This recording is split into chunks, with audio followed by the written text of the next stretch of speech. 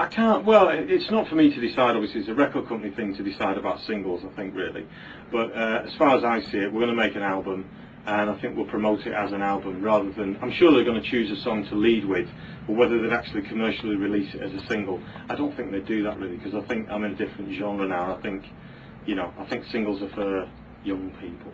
And not saying that any young people might not buy a record of mine, you never know, but I think we'll be concentrating on an album, really. Well, the shows that I did fairly recently, or the end of last year and what have you, were just songs that I loved from being a child, really, and songs that I knew from just being around the house and mum and dad singing them, or I've got two older brothers and an older sister and stuff. And I think that the new record will reflect that. It'll be songs that I just really love, and depending on obviously how we actually record them, some will make it to the record and some won't. We'll probably record a few extras and what have you. And at the moment we're just kind of all talking, i.e. the record company and myself and my manager, we're just talking about what the song should be, really. I'm quite open about it at the moment, you know, because I'm quite open about the whole process, you know what I mean? So. One of the great things about doing the gigs, the little concerts that we did, was that I felt hardly any pressure because I was singing other people's songs, and that was a real kind of release because, okay, I know I did a few of my old ones because I knew there'd be some people in the audience who might want to hear a couple of them, but it was just good fun. It was like being in a band again when I was really young at school and leaving school. You were just doing the songs because it was good fun, do you know what I mean? And you were learning to play and learning to sing and everything.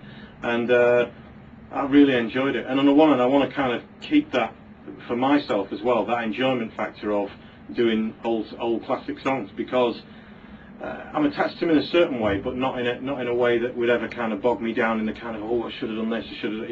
It's just good fun to do it, you know. So we might put one or two on there, but you know, we'll see. We're not sure yet. Yeah, I mean, as I've just been saying, I think the touring side of it was such good fun. The record, in a way, I'm almost seeing as second, really. I've just really enjoyed getting out singing, and so I definitely think that, you know, and especially because I've not done it for so long and everything, and you know, I did the 10 shows and everything, but it went by like that, really. So yeah, I'll definitely be playing live. Yeah. All the venues that we did were great for different reasons, and they were all very different, really. And okay, we did 2 nights in certain places, but we started in Dublin, obviously, and it's just amazing, absolutely amazing. And in some ways, I think the first Dublin show we couldn't ever repeat because it was all new for the band and it was new for me. It was kind of like, you can rehearse as much as you like, you have to get in front of a bunch of people. And I think that first 10 minutes we're never going to kind of relive again, because that was a bit of a special moment. But I also think that the 2 in London were great, the Manchester gigs were great, because obviously, and Liverpool, because that's where I'm from, and that, you know, a lot of my family and friends were there and stuff. Every one of them. The gig we did in Leeds as well was fantastic because of the venue was great.